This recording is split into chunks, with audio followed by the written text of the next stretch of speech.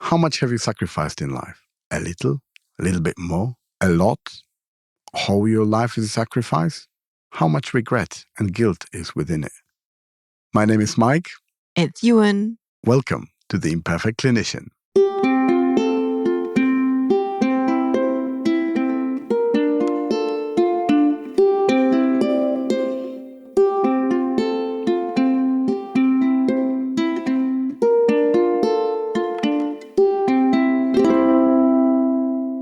How much can you sacrifice in life? Yuen, what do you think? A lot, I think, knowingly and sometimes unknowingly step into the situation. What is sacrifice for you? What does it mean? Because we all hear about, sacrifice in the old historic religion sense, for example, that you sacrifice a person, a goat, or whatever. But we're talking about those sacrifices that are in our everyday life that we take on, decline. I see it as when you have to give up something that is valuable to you. And it can be in different sense. What do you mean in a different sense? So it can be financial. It can be not as easily quantifiable as that. So, for example, relationship, time, effort.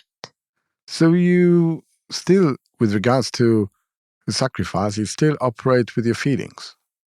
This is highly emotional state of affairs in that respect, because you give up something that is close to you, close to your heart. And to make a decision, do you need feelings or do you need a bit of brain as well to sort of analyze whatever's going on? I think that's why we'll talk about both in this episode. Very good. So now, for me, everything in life is give and take. So if you gain some, you will inevitably lose some. And trying to navigate through all those different eventualities is very, very tricky and difficult. And we very often can't go back to the previous situation. We are not cats to have 9 lives. We can't go back in a sense of time travel. So we have to be wise with our choices. We have one shot at the life and we have to compromise somewhere. Would you see sacrifice as a bit of a compromise? I think I just want to give a bit of context to what you said earlier on. Everything in life comes at a cost, because I think sometimes when I hear the word sacrifice, I think about something that is not of choice. However, there will be a situation where you might perceive it as a good news. However, in the long run, it might also mean that you're sacrificing something in the meantime. So, for example, if you have worked really hard for a job or a promotion and you get that promotion, brilliant news. You've been recognized. You'll have financial compensation. You will do more exciting things. However, when you take on something with more responsibility, there is always a cost, like you said, to it. That might mean that you will have less time for yourself, for your family, for your social life.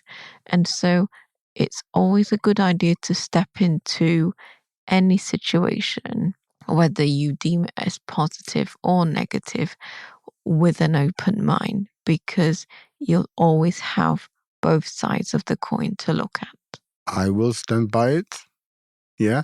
And on top of everything, with sacrifice, it can, in my opinion, could be both good and bad. So it doesn't necessarily have to be a negative term for me. Because if you put on scales what you're leaving behind and what you might gain, it doesn't necessarily mean that it's worse. There is a cost to it, I agree. The thing is, I think that we are leaving behind some things that we are used to, whether it's people, places, family, or our habits, and we embark on a new journey that can open few new doors and some opportunities. but it's not necessarily going to affect us negatively. In a lot of cases, probably the negatives are prominent to start with, but then maybe the purpose and the goal of our sacrifice can justify that. So, does sacrifice bring strength in life? Does it make us appreciate our choices a bit more? I think it is a bit like an investment. So, you commit to certain idea or process or project, and you channel your resources to achieve your goals, usually things that would provide you with short-term benefits for the sake of greater good, and the profits you would harvest at the end of that sacrifice. So in the longer perspective, and nothing comes without a cost. So in any business, you have to invest. It's like in life, you have to commit to something, you have to sacrifice your free time to learn something new. You have to sacrifice Netflix to read a book, to learn something from the book. And these are the choices that can benefit us. Yes, there are sometimes sacrifices that are forced on us by life, and some that we choose to go for when we're looking for personal gains or even a family gains or, I don't know, social life gains in a longer perspective. Everybody is different and their goal and purpose will differ. So, what do you think about this investment idea? I absolutely agree. I think when you're looking at committing to something, let's say you're studying for an exam and you want to invest your time in doing well, something has to give. It might be that you are reducing some time with your friends in order to have more time studying and finding a fine balance between that. I wonder, when you talk about choices and losing family of such, what are your experiences, if you're happy to share one, for you? Well, for me, the big one is the obvious one. I decided at some stage that I'm going to move to a different country. And I understand that it comes as the cost because you will be only remotely accessible for your family. Your contact with your friends will be less so. And that's the cost. And it's a big cost. And it's still until today, I can feel that there are some things that I'm never going to step back into. I was far away when my mom passed away. I was far away when my dad passed away. And these are the things that you miss out for. And you think that the guilt of not being there, you put down to that sacrifice that you did, that you moved to a different country for your own personal development, for changing your personal situation. And when you realize that it doesn't necessarily have to be the actual cause of it, because you might as well live with your mom and then you are away at work and she passes away, then you would still regret not being with her in those last moments. And it must be really hard processing that. I wonder, what are the emotions when you chose to then move to a different country? What are the feelings that you have to process within you when you were making that decision? And also, how did people around you react to that? Well, it was a process of coming to a decision. And I think everything always, provided it is your choice, starts with excitement. And there is an idea that you want to pursue just to see what it's like. When I moved to United Kingdom, I never thought that I was going to stay here all my life. But on the other hand, I never said that I was going to stay here for a very short time, for example. So I came here with an open mind, and I was excited to see what it's like to live in a different country, what it's like to work with different people in different environments, find my self in a way, with my somewhat, if you're listening to our previous episodes, strained relationships with my dad. It was also a form of escape. It was also a form of setting boundaries to say yes in terms of looking after your mental health, my mental health. And that it was all a very mixed bags of emotions, and it's very, very hard to say whether everything was positive or not. My sister is far away. I probably don't speak to her as frequently as I would have done otherwise when we were closer to each other. But that's not guaranteed. My friends that I absolutely adore, and this is, also a huge regret that I can't spend time with them. And then when I look at how my personal life panned out, I met you, we got married, we have beautiful children. I enjoy my work. I'm starting all sorts of different projects here and there that really excite me. I don't think that I would have the same opportunities back home because moving here opened me up to so many different things. It could have gone completely different way if I stayed. So I sacrificed being close to the family, being close to my friends, being close to the environment I grew up out just of sheer excitement, going out, oh, we're going to see what it's going to be like.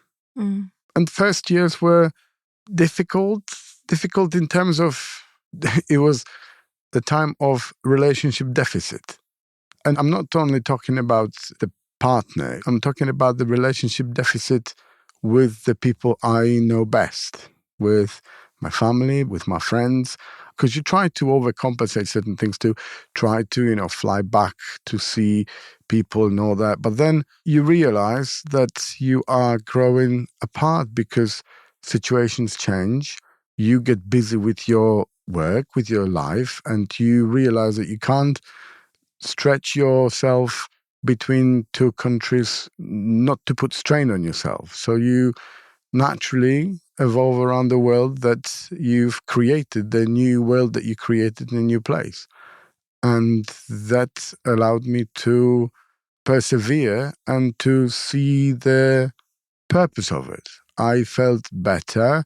I felt relieved, and I felt distance to some problems that were haunting me, I guess, back in Poland, and started a fresh page here in the UK. How about you? You need to give me an example. I guess mine has got some different level of context.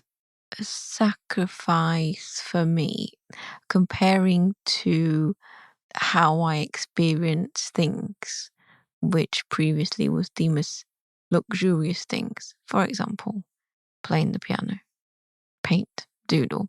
Anything that is creative was always deemed as something that is not productive in terms of, it's a clear goal, making sure that you score highly to get a scholarship, to get into a good university. And get your parents off your back. And and that's always been continuous. So I guess when I look back, I go, maybe I could have experienced life a little bit more when I was growing up.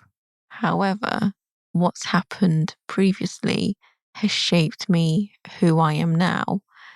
And even though some part of the past has been difficult, I am still grateful for the difficulties, because without that, I am not who I am now. So little things in the past where I took for granted, for example, hiding a book in the toilet, fictional books, because you can only read books that will help you score well in the exam. So any fictional books are hidden in the toilet, and then I would stay for ages in the toilet, whichever business I'm doing. That's how you learn how to read so fast. Yeah. And then that is my only chance to read and immerse myself in an imaginative world. And so small things like this now I reflect and think, yes, it was a sacrifice that is, my parents wanted me to do that. They sacrifice also from the financial perspective to make sure that they are able to send us overseas to study. And for that, I am, eternally grateful.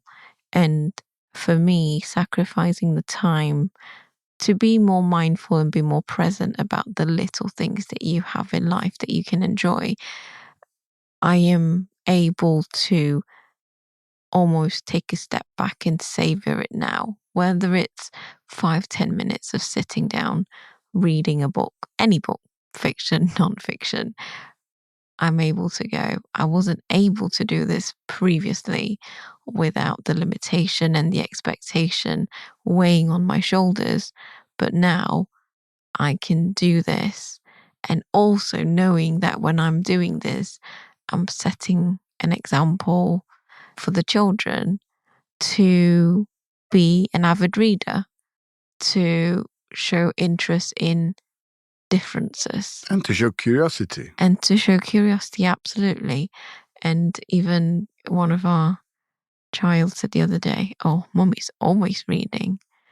And I don't know whether that's a good thing or a bad thing, but I took it as a compliment. So I think something as simple as that for me has been previously a sacrifice, but now I see it as a type of pleasure that I can tap into without any guilt involved. And that there are, big sacrifices, there are small sacrifices. I think that you might as well talk about choices. And some of them are sacrifices because we can't go back. We have to decide on which way we're going. But I think it's hard to discuss sacrifice without talking about personal guilt or regret. I think that the missed chances that may become overly emphasized or just heightened by our heads, the people we left behind or affected, that becomes bigger problem that it actually should be, because that's how we feel, how strongly we feel about those things, and the guilt or regret that we feel. And I think it's okay to feel all those emotions. So how do we set boundaries to ensure our mental health does not suffer? For me, it is a matter of committing to that sacrifice, because it has to be on some level realigned to the purpose. I think purpose in that respect is seen as a long-term goal, whether it's sanity, financial security, happiness, or fulfillment of creative ideas. It doesn't matter, but you stick to this purpose that keeps you going and allows you to see the benefits more than the impact of the negatives that can affect even your mental health. I think it's also important to acknowledge you talked about choice earlier. For some sacrifices, we cannot prepare because it was thrust upon people or certain events that happen, which means that some will have to give up a big part of themselves to fulfill that sacrifice. It can be, being a carer for, anyone, for your children, for your parents. And when you are in that situation, just be mindful that how it can drain you if you don't have anything to off balance it in terms of anything to nourish you. I think that about those sacrifices that we commit to because they were created externally, shall we say. So your relative is poorly and you commit to care. Like in my case, in my family case, my mom committed to my grandma. This is a completely different level of sacrifice. And to say the least, without going into too much details, maybe there will be a better opportunity for it when we explore this a little bit better ourselves, because it is a big subject. My mom cared for my grandma for over 8 years until my grandma died peacefully with her next to her at the age of just over 100. And she hasn't been away from home, never mind holiday, for longer than a day. that is the sacrifice that my mum took, which in her own thing, the benefit of it outweighed the cost, although it was really severely impacting her life, and everything around her and everyone around her. So we might have to go back to that maybe sometime in the future.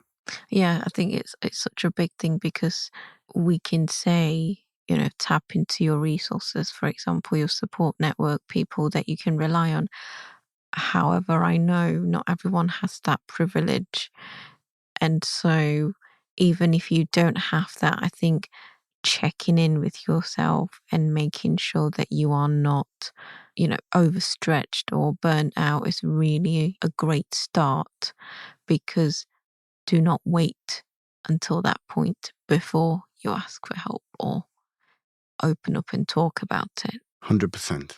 So you talk about guilt and regret.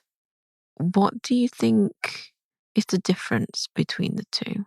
For me, when we're talking about guilt, it's usually a feeling that appears when we are thinking that we're doing something wrong.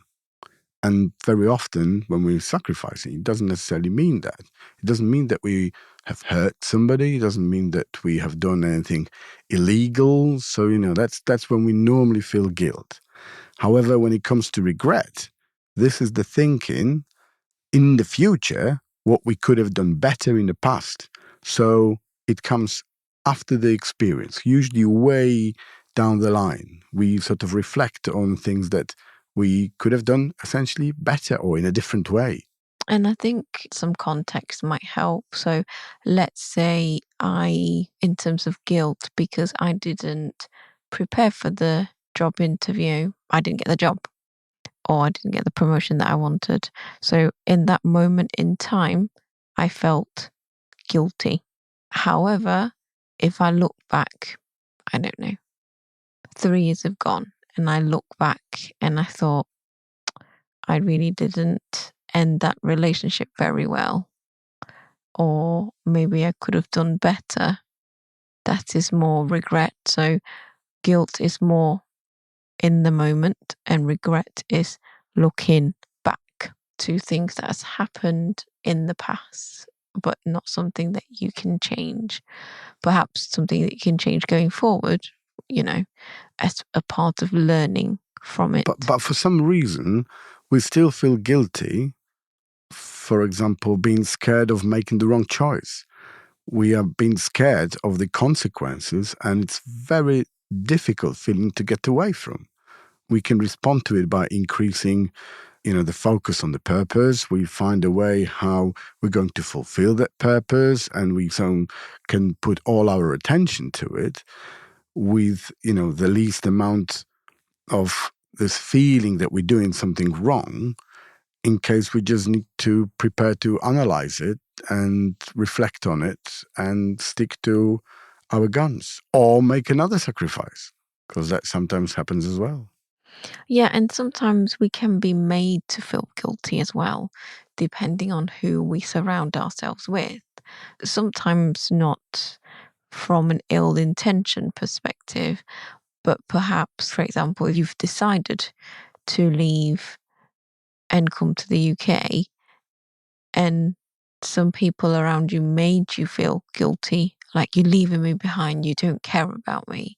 Sometimes you're made to feel that way as well. And what you said previously about setting boundaries then comes really important in this case, because you almost go, I know you say this because you will miss me, or you are afraid that our relationship will change one way or another.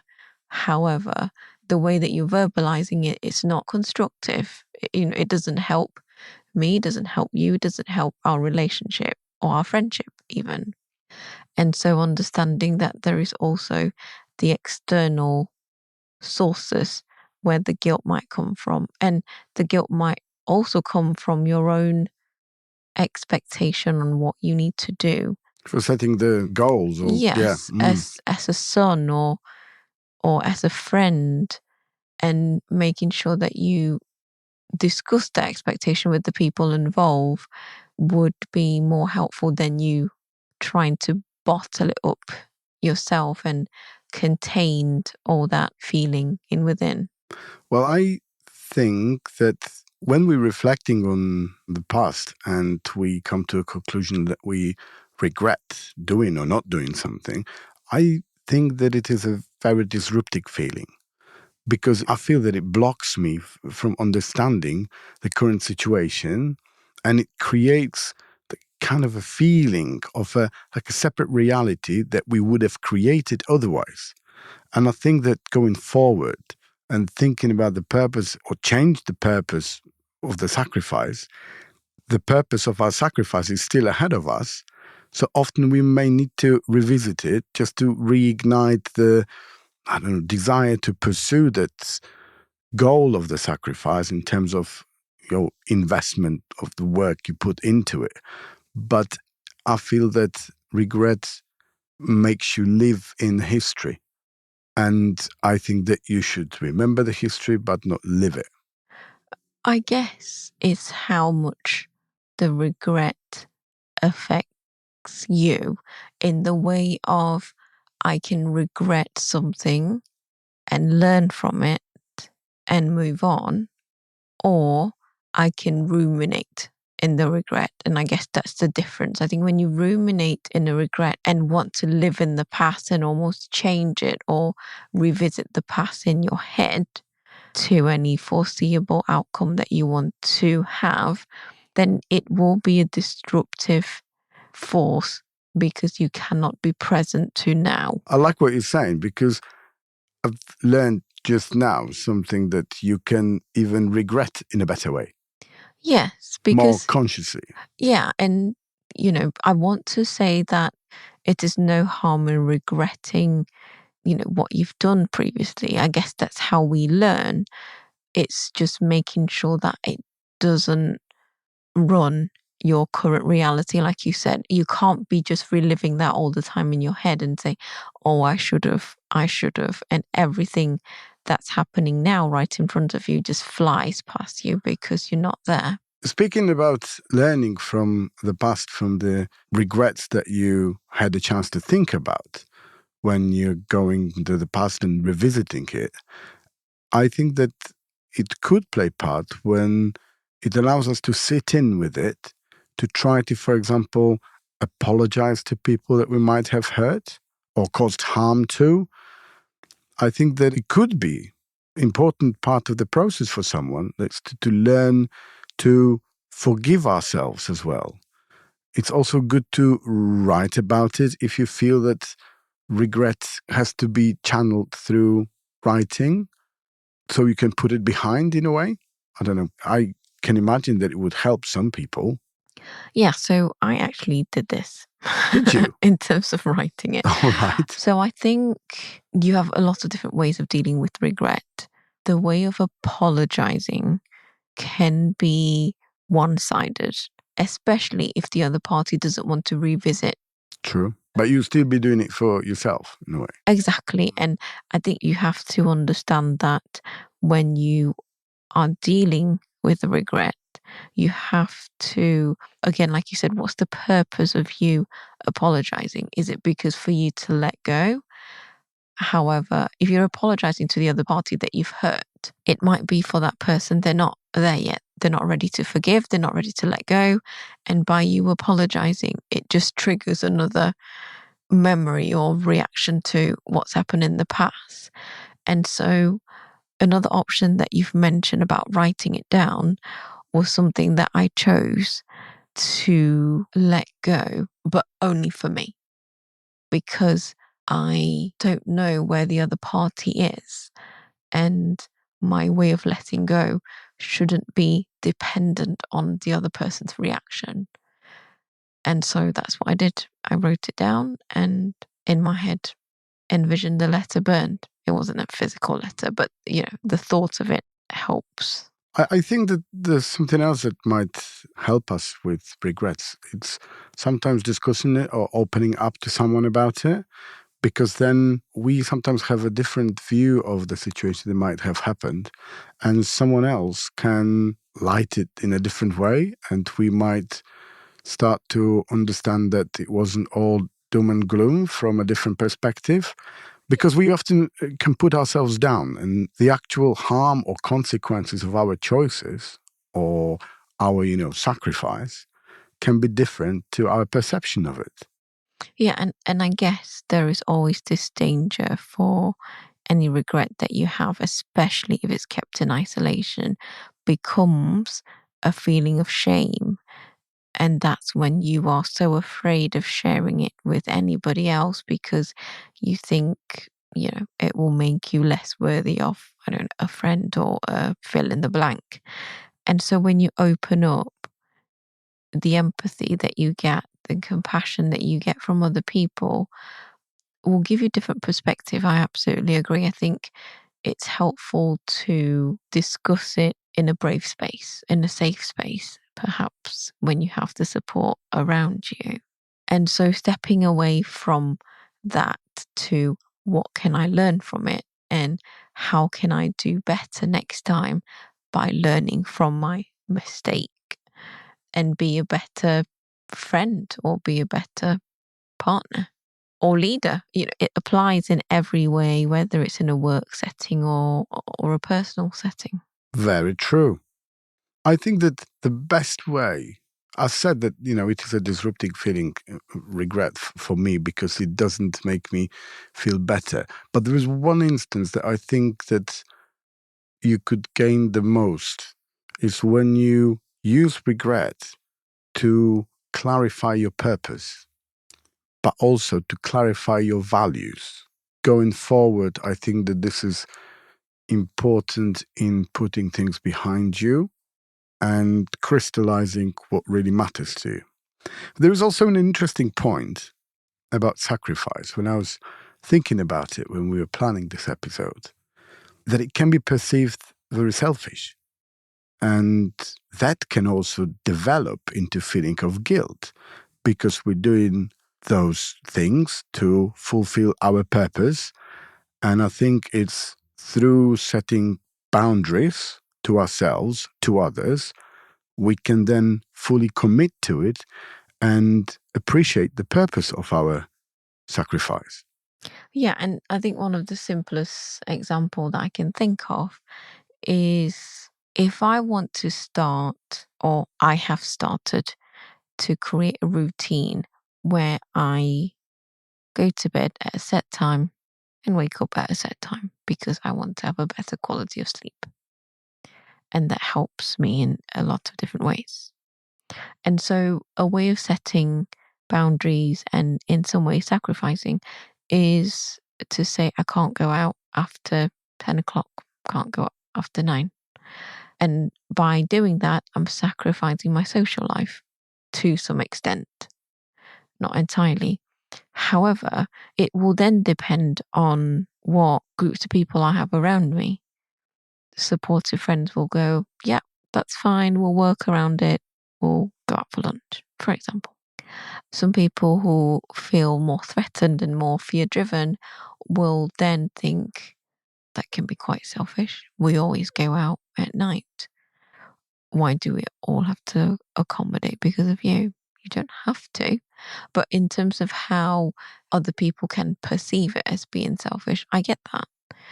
And, this is one of many examples. Sometimes it can be setting the boundaries in a workplace to say, no, I've got enough on my plate. I cannot sacrifice any more of my time doing this because if I do that, I'm sacrificing my time with the family. And so it's always a tricky balance. Like something has to give because you only have a set amount of capacity. I think there are different me's and there are different you's, and everybody is different. I think Yeah. if somebody is labeling either themselves or others as selfish because somebody committed to something, that's where you experience the world-renowned phenomenon that's called an opinion. And, you are entitled to it, I think. I think there is one more thing that we need to talk about, and it's quite tricky in that respect. How do we know that we sacrifice too much? Or when do we know it? And is it easy to quit or stop? I don't think so. I think, like when they talk about, you might hear this frequently either in the movies or you might hear it from people around you. I've spent too much time on this. I've given too much of myself. Now you want me to stop. Now you want me to pull back. I'm too far in and I can't just have a clear head to call it quits. Or switch. Or switch something else to something Or else. switch to something else. And there is always, again, I believe this comes from fear. What if all of my effort, all of my time is then deemed as a waste? But then we are also creatures of a habit. So once we start doing something, we continue. Once we get used to it and get over the initial fears and everything else, we just get used to it and it becomes our routine. So then trying to pull it back is, in your opinion, of the person who is sacrificing, in context of what we were talking about today, you think that you will be able to go back from before sacrifice and live as if nothing happened. And that's not possible. No. Things change, people change. Pantare, everything, the river can't stop, yeah? These are our thoughts on guilt, regret, and sacrifice, whether it's thrown upon us or whether we commit to something. What about you? Have you sacrificed a lot, a little, gained a bit, gained nothing? Have a little think. If you would like to share it with us, we'd be very happy to have a little look closer and to discuss it with you, with others. Tell us what you think. Now we are heading to Yuen Reads, and we'll see you next week. Bye-bye. It's about time for Yuen Reads. Yuen reads today a book called Harriet Lerner with the title, Why Won't You Apologize? Can you imagine having an expert on speed dial? This book feels like that.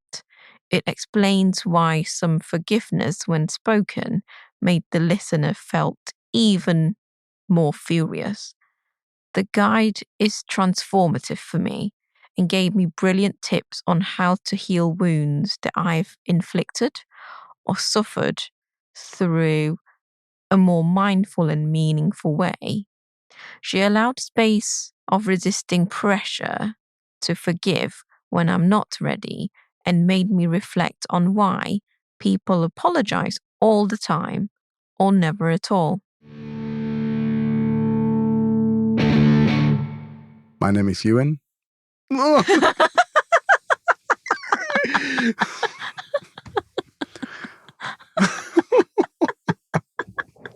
It's never happened before. Okay. My name is Mike. It's Yuen. Welcome to the Imperfect Clinician. Thank you for listening to the Imperfect Clinician podcast. Grow and learn with us using our experience and flaws, just like we'd learn every day about ourselves.